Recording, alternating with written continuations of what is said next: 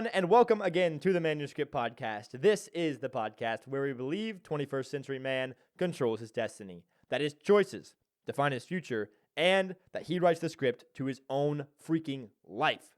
I'm your host and fellow man, Reuben Stamper, and as always, it is an honor, a pleasure, and a damn privilege to have you here with me today. Thank you so much for joining me. If you get something out of this episode, please consider subscribing or liking the video or the podcast episode on Spotify. It would mean a lot to me, and it only takes you a second. So, if you want to make my day, go ahead and hit that subscribe button. Okay, so we are going to get right into things. Today, we are talking about why, as men, we all should get our minds off this idea that there's a hack for everything and onto the idea that hard work, dedication, and willpower pay off in the long run. Let's get right into it. All right, I want to set the record straight right off the bat. I am a fan of efficiency. I'm a fan of getting things done fast and effectively, but only, this is a key interjection, but only when that quickness and that efficiency does not cost the end goal. It does not cause the end goal to suffer. So, in the world we live in, it seems like there's supposed to be hacks for everything. There's millions of thumbnails out there saying, oh, hack this thing, hack that thing, hack your relationship, hack your money goals, hack your how you buy a house, like hack your job, whatever it is. There's a hack for everything. And I'm here to argue that mindset of trying to find a hack for everything is bullshit, and you shouldn't do it. And I've got quite a few reasons that I've written down that I think will clarify my stance on this. But this is definitely a trend that's taken over our culture that, everything can be done easier. And if something seems like it's going to be uncomfortable from the get-go, well, there's got to be a better way to do it, and there's got to be a way that's going to not be uncomfortable, And sometimes I think as men, it's good to look at something that is uncomfortable, to settle into it, and embrace it, and just say, yeah, I know this is going to suck, but I'm going to start doing it, I'm going to make it happen, and I'm going to grind through it. And that builds character, it builds resilience and resolve to actually accomplish the things you set out to accomplish. And so that's honorable, in my opinion. And I think this squeamish idea of just trying to loop around everything and undercut hard processes is bad for us. I really think it is. And so here are the reasons that I think we need to get out of this mindset of, oh, this is going to be difficult. There's got to be a shortcut. There's not always a shortcut. Sometimes you just got to do the thing. So here are a few reasons that I think we should get out of that mindset. So this idea of finding hacks everywhere, it leads to like a dependency on shortcuts. So instead of actually developing your skills in an area and getting better at the fundamentals of the thing, you start, becoming dependent on, oh, I have to find a hack. I have to find a quicker way to do this. And all of a sudden you look up one day and your resume for what you were trying to do is shitty because you never actually built the skills you needed to do the thing well. You just constantly found little shortcuts to get around the main objective.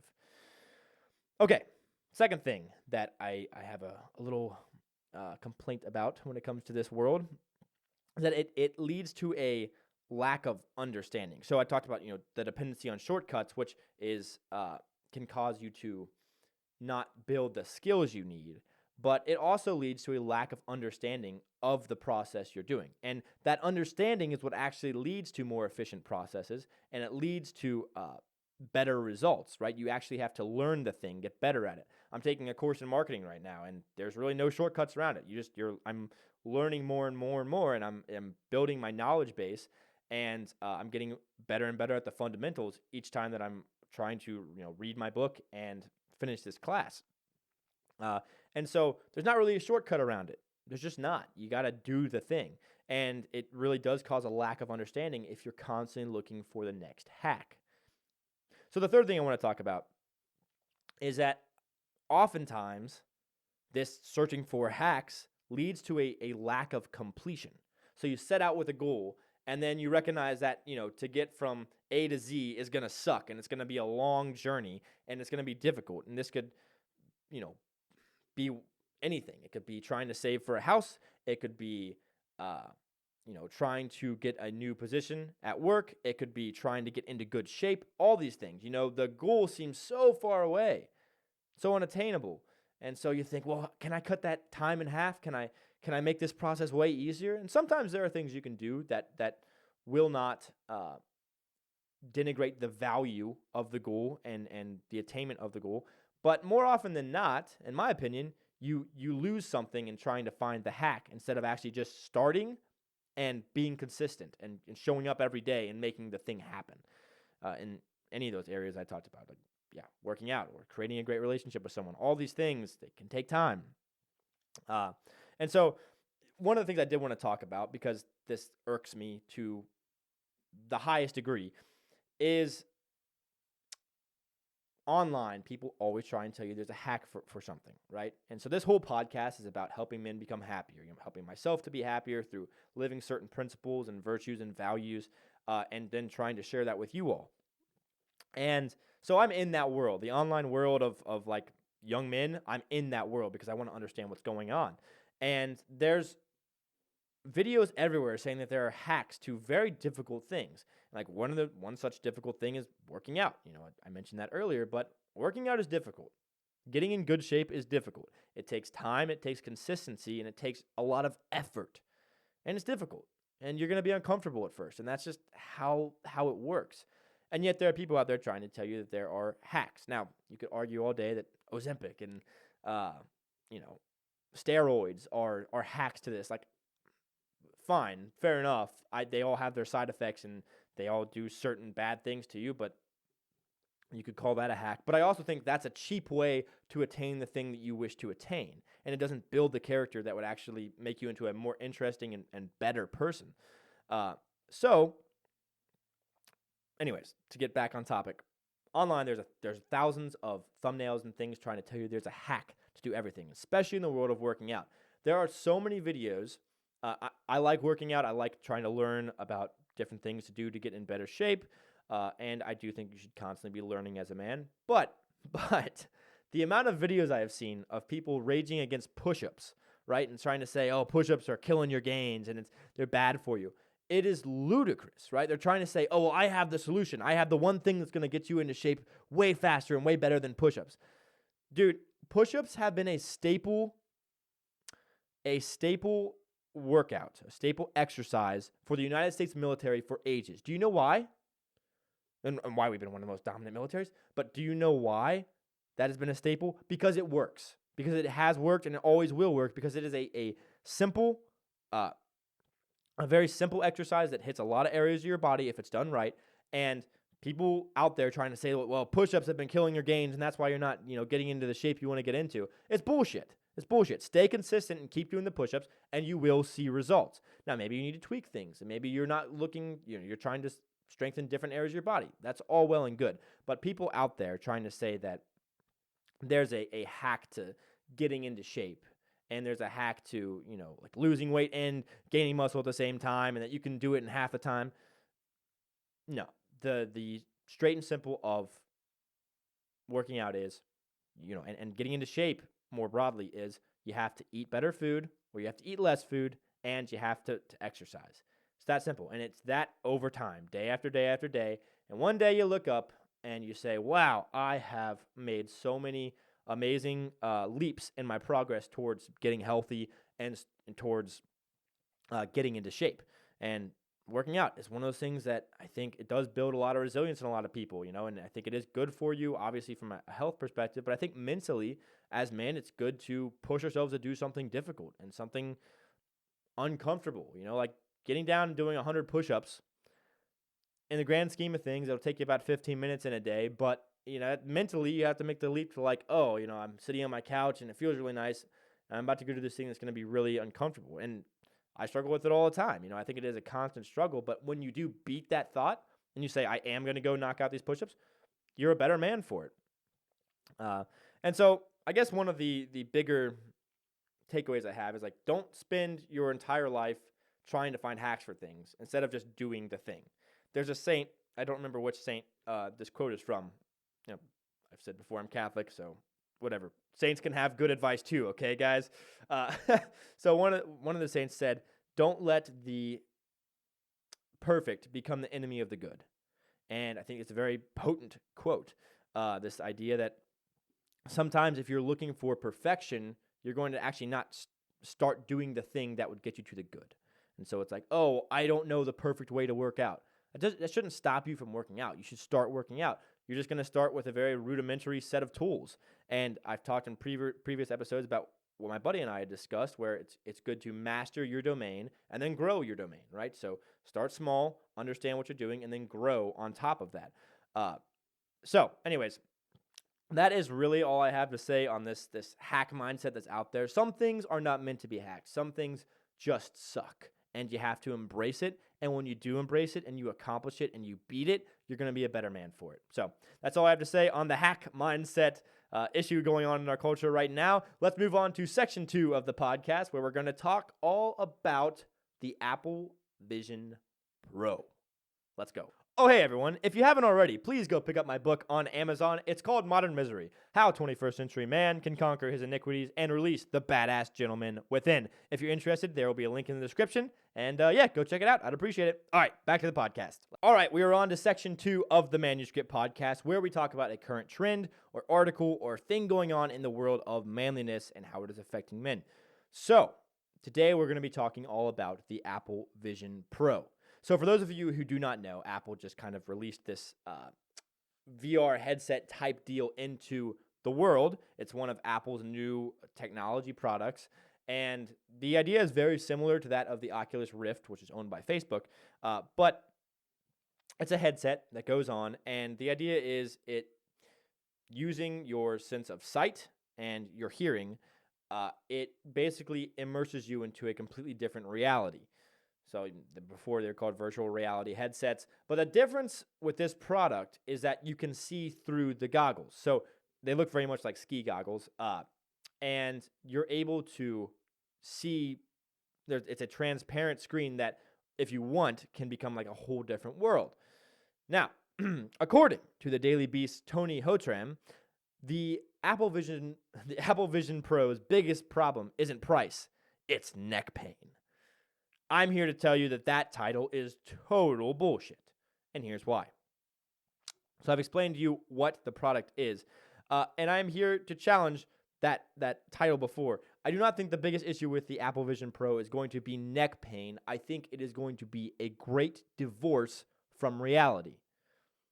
Now, as a culture, I talked before about this idea that everything has a hack, and, we shouldn't really ascribe to that lifestyle if we want to be happy men and we want to be resilient men and men who are who build on their character.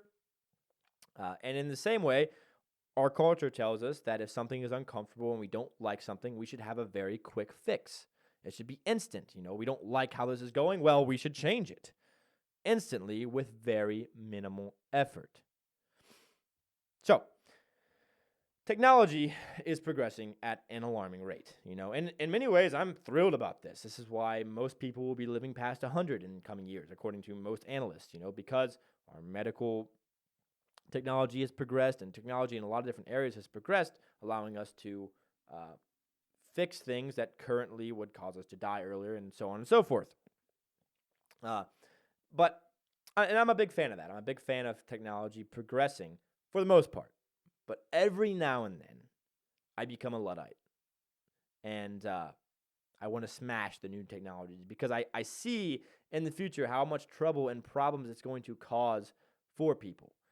And I'm not like a prophet or anything like that, and maybe I'm completely wrong on this. I very well could be. But it happened with the phone where everyone was like, oh, this is just a cool new technology. And now we're seeing all the problems that it really has caused for a lot of people. And why we actually, in many ways, would lead richer lives if we didn't have all if we didn't spend as much time on our phones and social media and all that. And most people agree on that. And this is one of those technologies that I see that I think, oh my gosh, this is going to be revolutionary. It's going to probably be a big hit. And because technology is progressing so fast and Apple is amazing at innovating their products, like the battery life is going to be better, the graphics are going to be better, the experience is going to be better. It's going to become a much stronger product. It really is. And I see it as being something that is probably going to cause much more harm than good.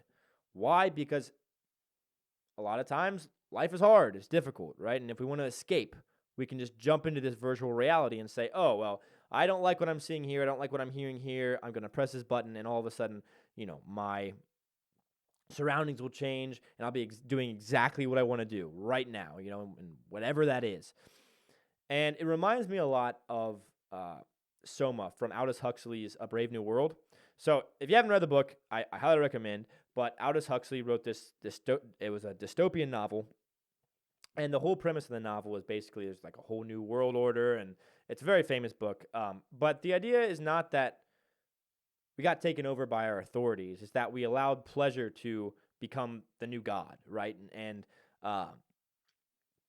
pleasure and just this ability to not be uncomfortable at all, right? So we just became lackadaisical, and we let other people do things for us. And one of the pivotal parts of the book is that there's this drug they call Soma in the fictional world which he created. And whenever your mood isn't feeling great and you're not feeling like you're in the right place, or like someone was having a tough conversation with you, you could just pop this pill and all of a sudden things would be better. And in many ways, I see the Apple Vision Pro as being our Soma, right? It's like, okay, this could be the thing that when life is getting hard, you put it on and you just completely escape reality. And you say, oh, I'm sick and tired of having hard conversations and having to deal with things that make me uncomfortable and, dealing with X, Y, or Z. I want to escape. And so I'm just going to completely divorce myself from this reality and go to the one that I want to go to, where all the beautiful women love me, and I'm on a tropical paradise, and I'm a multi-billionaire, and I get to create this whole new persona for myself, when in reality you haven't earned any of that. And so because of that, I think this product could potentially come at the detriment of a lot of men's characters, right? And will lead them to become things that are unimpressive, right? It's going to lead to a lot of unimpressive men who just constantly escape and never actually choose to face reality, real reality, with the one that's actually here, not the one we've created within this optical headset. So, anyways, if you disagree with me, please put it in the comments below. I think it's a very interesting discussion, and I think that it is going to cause a lot more harm than good. Maybe you disagree with me. That's fine. Put it in the comments below. I'd love to hear your opinion. So, anyways, that's all I have to say on the Apple Vision Pro. Hope you enjoyed. Let's move on to the third section of the podcast. We're going to be talking all about music. Let's go. I was pondering the other day, when are we going to start bringing back good music over enjoyable music? Now, in this section of Reuben Rants, I'm going to be talking all about the difference, first off, between enjoyable music and genuinely good music, right? Because I think as a culture, we're very good at making enjoyable music, but we're not necessarily great at making genuinely good music, right? So what's the difference? Lots of music is fun and enjoyable. You like to sing along, you hear it on the radio, and, like, for instance, the Super Bowl just happened, and we had Usher as, like, the halftime event guy. His music is enjoyable. It's fun, it's like kind of nostalgic for people from the 2000s, There's that aspect of things. But would anyone actually argue that it is genuinely good music? Enjoyable? Absolutely. Fun to sing? Sure. Absolutely. But genuinely good? I don't think that's the case. I'm thinking about how many songs get created today when I'm listening to the radio that I'm like, yeah, next year no one is going to remember that song. It's not going to stick around. Why? Because it's just not good music. It's enjoyable in the moment. It's trendy. Everyone might be listening to it. But, it's not like great or really good music. And so what makes good music? What are my parameters? I would say that, I guess the big one is that it stands the test of time, and that it can bring everyone together, and that it actually took true talent to make. It's not a bunch of, techno voice shit going on where you're diluting or making your voice sound much better than it actually is, and using all these electrical instruments instead of actually genuine instruments and things like that. But, like, first case in point, Don't Stop Believing by Journey. Like, that song is gonna be around forever. I would argue that it's good music, and maybe this is first off Reuben Rant section, so I am 100% biased. I like Journey, but that is a song that I don't know anyone who doesn't know that song. Because it's so famous, and it's so good, and the message is uplifting, and you feel like you listen to it and you kind of get a little inspired, and you're like, damn, okay. And it's not this like dull, drab, my life is terrible, everyone hates me. Like, that's just so much music today is super depressing. This is like an uplifting song that I think And I'm not saying that all great songs are happy. That's not what I'm arguing. But I think a lot of songs today are just super sad for no good reason. Uh, but like "Don't Stop Believing" is a classic song. Everybody knows it. It brings people together, and it's been around since the '80s. And it's still played today all over the place. Why? Because it was genuinely good music. Like okay, another case in point. "The Shape of You" by Ed Sheeran. Like it's in. Okay, actually, that's just a shit song. Never mind. That song is total shit, and most of Ed Sheeran stuff on the radio is actually also shit. I'll give you a better example.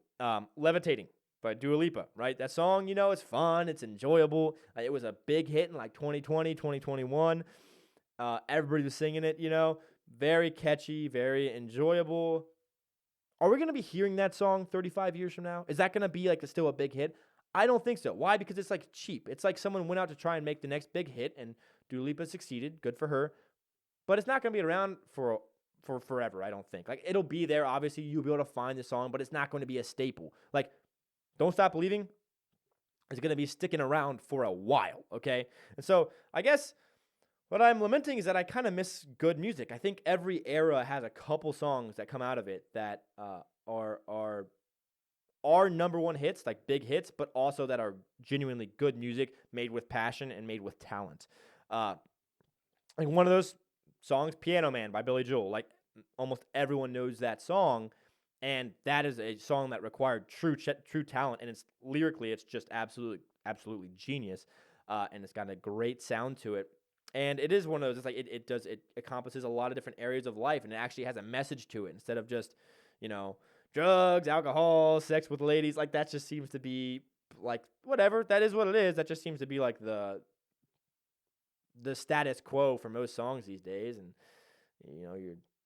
that's what people talk about in the songs today. Like whatever. But I kind of miss those songs that had good meanings to them and that would stand the test of time and that would inspire and that would really help you like either empathize with other people and things like that. And like "Piano Man" is kind of one of those songs where you're like, oh man, all these people who feel like they're stuck where they're at and they have so much room to grow, but they just haven't broke out yet and done it, And so I think that there's been a drop off in the amount of good music. Sure, lots of enjoyable music, and you don't really make a number one hit for the most part if your song isn't enjoyable. And there's something just to kind of rage against here is that it feels like so many artists are corporate chills, like they're just like, okay, so this is what's hot right now. I guess I'll just make a song just because that might get me on the number one track instead of just focusing on, hey, how about I do the music that kind of comes from the heart that actually is genuine to me. I'm going to make that music. And if it happens to be a number one hit, awesome. But if not, I'm going to keep on working on that and making my own type of music and making my own sound and my own lyrics. And then maybe one day the number one hit and that coincide, but that's the type of song that's like a "Don't Stop Believing." That's the type of song that would work, and it would be considered, in my mind, good music. And so anyways, on the topic of Billy Joel, he's actually the person that kind of got me thinking about this and wanting to talk about it on the podcast because he just like came out with a new single, which he hadn't made in like over 20 years called "Turn the Lights Back On." And I heard it on the radio because it was a new single by, obviously, Billy Joel is very famous. So they played it on the radio, and I was like, "Oh my gosh! Like this is actually beautiful music, and this is the lyrics are great, the sound is great, his voice obviously is amazing, and he didn't deal with auto tune and all these other things. Like his voice is just genuinely good, and it's clever. It's very well put together, and I was like, damn, this is actually really good music, and I kind of wish we would create more music that would look back on in every single genre." And say, oh my gosh, this was actually genuinely good music that will stand the test of time, that will bring people together, and that came from someone else's, is very original to them. So, anyways, most artists today are corporate chills, and they're just cop-outs. They're like, oh, okay, well, my agent is saying I should make music like this, so instead of doing what I really want to do, I'm just going to choose to do what the people, I guess, are asking for so I can make more money. It's like, well, I mean, I get it. I understand it. But you're not going to make great music like that. You're going to make enjoyable music. And I'd like to see more great music come out of this generation. I'd love to I'm very curious, like from 2010 to 2020, what were the songs that will stick around forever? And how many are going to get left in the dust because they just weren't that good, So, I don't know. An interesting topic to think about. If you have any comments on it, please put them in the comments below. I would appreciate that. And yeah, thanks for listening to this section, the Reuben Rant section. I appreciate it. All right, everyone, that about does it for this episode of the Manuscript Podcast. Thank you so much for listening. If you got something out of the podcast, consider subscribing or following on the Spotify. I would appreciate it. Thank you guys so much for watching. Like I said, have yourselves an amazing day. And as always, remember, there's a better life out there. Let's get after it. Peace.